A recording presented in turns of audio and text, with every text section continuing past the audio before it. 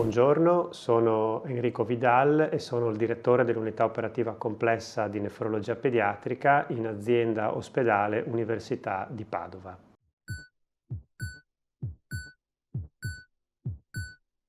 Il nostro reparto segue bambini dall'età neonatale fino all'adolescente e al giovane adulto affetto da malattie renali acute e croniche.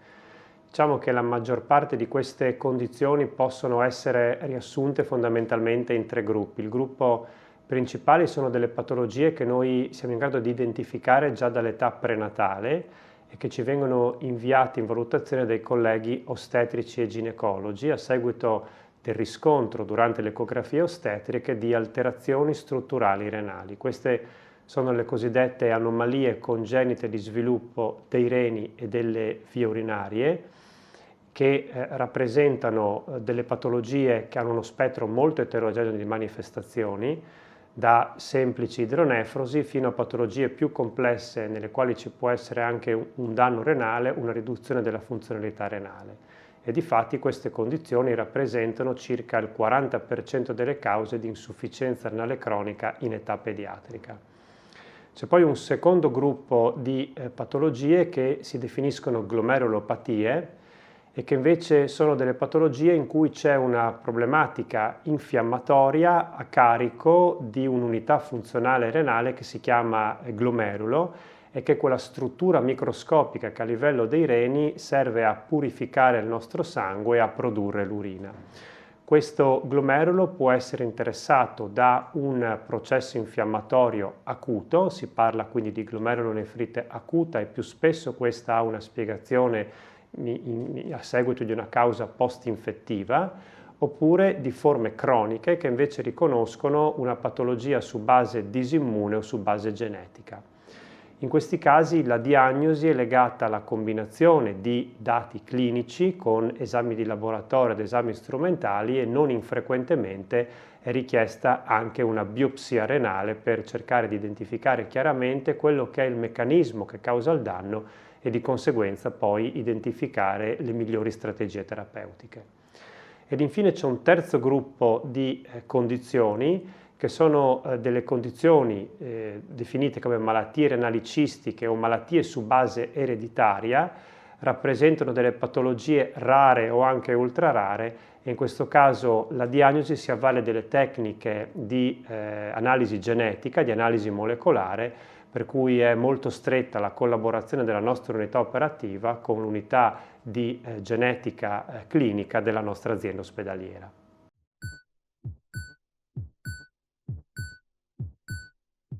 Allora, il trattamento di queste condizioni varia molto in relazione a quella che è l'eziologia. Per quanto riguarda le anomalie congenite di sviluppo dei reni e delle vie urinarie, il trattamento si avvale molto spesso della collaborazione con i nostri urologi pediatri, nell'ottica di cercare di preservare il più possibile il tessuto renale funzionante e anche di prevenire eventuali infezioni a carico delle vie urinarie.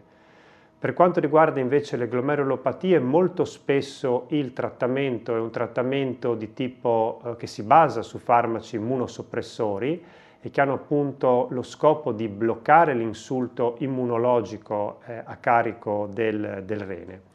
In generale diciamo che l'obiettivo comune di tutti i trattamenti che vengono fatti in ambito nefrologico pediatrico è quello di cercare di prevenire il danno renale o di ridurre la gravità del danno stesso.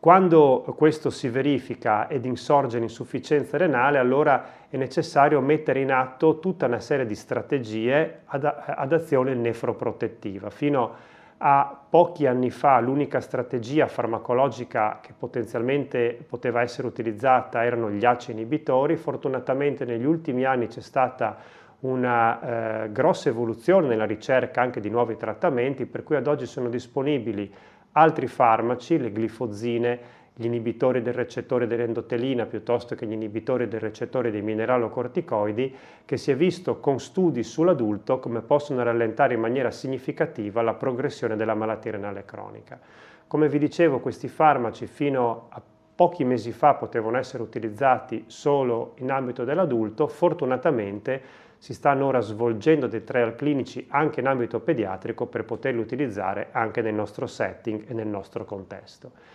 Quando la progressione del danno renale è inesorabile e evolve ulteriormente, allora bisogna considerare l'avvio di una terapia renale sostitutiva, che vuol dire in sostanza la dialisi nelle sue due declinazioni, dialisi peritoneale ed emodialisi o il trapianto di rene. Quest'anno nel nostro centro abbiamo già realizzato 23 trapianti di rene pediatrico. Questo ci ha consentito di ridurre il numero di bambini che in questo momento stanno facendo dialisi. Allo stato attuale abbiamo 10 bambini in dialisi. Fortunatamente questi sono piccoli numeri, però per una patologia e per una condizione che ha un grosso impatto sulla qualità di vita del bambino e della famiglia.